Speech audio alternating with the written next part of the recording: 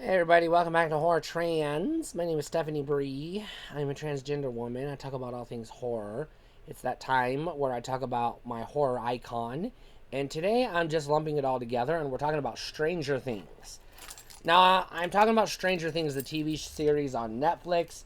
I'm not going to just do the Demogorgon or Vecna or the Mind Flayer. I'm going to tackle them all, as well as 11 and the kids in 1. Because those are the primary characters of interest in this movie. Also, the Russians are kind of villains a little bit, and the townspeople are kind of villains in a little bit, and the parents are kind of villains in a little bit. But you know what I mean? Like, there's a lot of fucking villains in the Stranger Things franchise. We're going to focus on the supernatural elements. So we're going to start with the Demogorgon. Now, the Demogorgon is actually a monster, an interplanetary monster from another dimension called the Upside Down. That has no face. It just has teeth, and when it literally opens its face up, it's just a mouth. There are no eyes or ears or anything. So I guess it's got psychic abilities and can somehow smell blood, even though it has no nose, or I don't remember if it has a tongue or not. Maybe it has a tongue. Maybe it's like a snake and it can smell the air with, I don't know, whatever. Taste the smell? I don't know, whatever. Whatever. Anyways, the first season of Stranger Things, the Demogorgon's the big bad. And it's basically a flesh-eating monster. It's a wild animal from another dimension that just found its way into Earth, and it's just trying to fucking survive. That's it. It's not really evil. It's not a villain. It's just it's a big fucking bear. Now, the kids who go on the quest, Stranger Things, the main characters, play a lot of Dungeons and Dragons, and the monster that they were about to face in their campaign was the Demogorgon. Now, Demogorgon in D&D is a two-headed demon lord. And the beast Demogorgon from Stranger Things doesn't fit the fucking bill at all. It's just something that the kids found to be scary, so they named this scary thing after something else that they found scary, is all it is. So, on a scale of, on a letter grade, I'll give it a letter grade. I will say the Demogorgon is a B- movie villain. It's just a monster. It's a fucking shark. It's a land shark is what it is. It has no evil intent. It's just fucking hungry. And it happens to have bloodlust. That's it. That's all it is. In season 2 of Stranger Things, we're introduced to 2 new villains. We're not getting into the humans yet. That'll be another video down the road.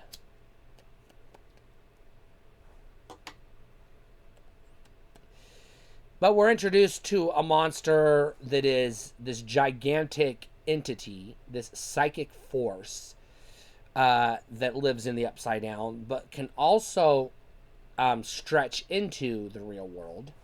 And it has a pack of monsters that are miniature Demogorgons that are called Demodogs. One of which becomes a pet to the kids. And they, again, are just wild animals, hunting as their master instructs them, and that's it. The Mind Flayer, however, is depicted as a benevolent monster.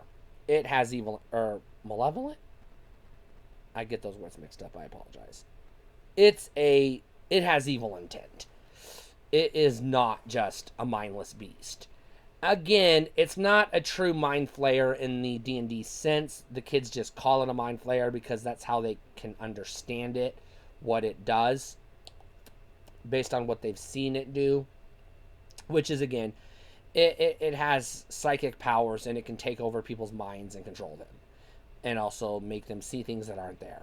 And transport them back and forth between the real world and the Upside Down. They do not whereas in season 1, 11 obliterates the Demogorgon, just spreads its atoms apart. They do not defeat the Mind Flayer in season 2 of Stranger Things. They just close the door. They just lock the door so that it can't get into the real world. So, that's all they do. They don't really defeat it. Now, in season 3, the Mind Flayer succeeds in getting into their world, and so they have to fight its physical form in their real world, and it fucks them up.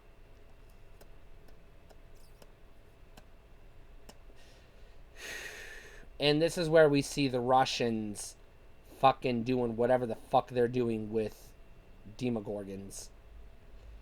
And I don't know, fucking season 3 is weird. Season 3 was fucking weird. But it doesn't really introduce anything new in terms of the horror, the supernatural elements. Now, season 4, we get introduced to Vecna. Now, we later learn Vecna is one, which is, the first in the series of kids that features 11, who is number 11, obviously. And he found his way into the upside down dimension by way of a portal that 11 opened in the past at some point when she figured out he was evil. And one, later known as Vecna, is the one controlling the Mind Flayer, and he is the mastermind. Now, Vecna's intention is not just to open a door from the upside down into the real world to let the Mind Flayer out. He literally wants to fucking destroy Earth. Not take it over. Just fucking destroy it. Leave it in rubble. And Vecna has 11's powers, and, apologize for the use of this phrase here, but turned up to 11, basically, on a scale of 1 to 10. Vecna is loosely based on the Lich in Dungeons & Dragons lore by the name Vecna, because he has dream powers, and if he, like Freddy Krueger, if he kills you in the dream, well, you die for real. And that's how he uses the dreams as a doorway between the two worlds. From what we've seen so far, and again, I'll give him a letter grade here in a second. What did I give the Demogorgon? A B-? I would give the Mind Flayer an A+. The Mind Flayer is a legit horror monster. Vecna's gonna get an A++. He's the real fucking deal. He is like on the level of Freddy Krueger, Jason Voorhees, Michael Myers. He's on the fucking level. And legit fucking scary. And ultra fucking powerful. And again, they do not defeat Vecna in season 4. They actually lose. They open the door, he gets out, and they're fucked. We're left on a cliffhanger where they basically got their asses kicked, and we don't know if they're even still alive at the start of season 5. It's up in the air. We don't know who's alive, who's dead, what's going on. We don't know. Because they lost. Vecna royally fucked them up. And left them all pretty much broken. Even 11, broken. I'm going to give the Demodogs a C-. They're not fucking scary at all. They're just miniature Demogorgons, which we've already seen the Demogorgon. They do nothing special except for they travel in packs. And they're depicted as not very intelligent. Easily defeated. Just fucking wild animals who run on instinct. The Demogorgon at least exhibited some intelligence and problem solving, even though it was mostly a wild animal. I would say the Demogorgon is like a dolphin with, a shark with dolphin intelligence, whereas the Demodogs are just goddamn mutts.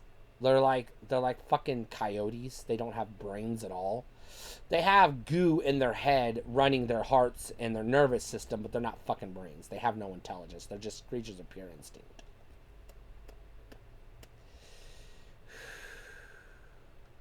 Which isn't really all that scary.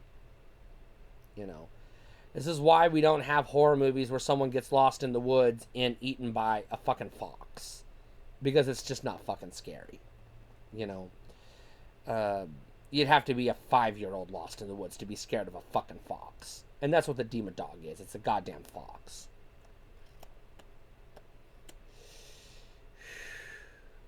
Um, that's all the monsters on the supernatural side that we've seen so far. Now, we've seen hints that there may be more monsters to come. But those are the ones we've seen so far. Now, the humans, this one's a lot more complicated and nuanced because Stranger Things takes place during the smack dab middle of the Cold War. So, a lot of the bad guys are going to be the people who were bad guys during the Cold War. You know, the U.S. government, the Russians, you know, the townspeople, the Satanic Panic, you know, etc. So that's a whole nother video for a whole nother day. But I do think the monsters, minus the Demodogs of Stranger Things, are worthy of discussion and are, you know, legit horror monsters who belong in the lexicon of horror icons. Stay cool.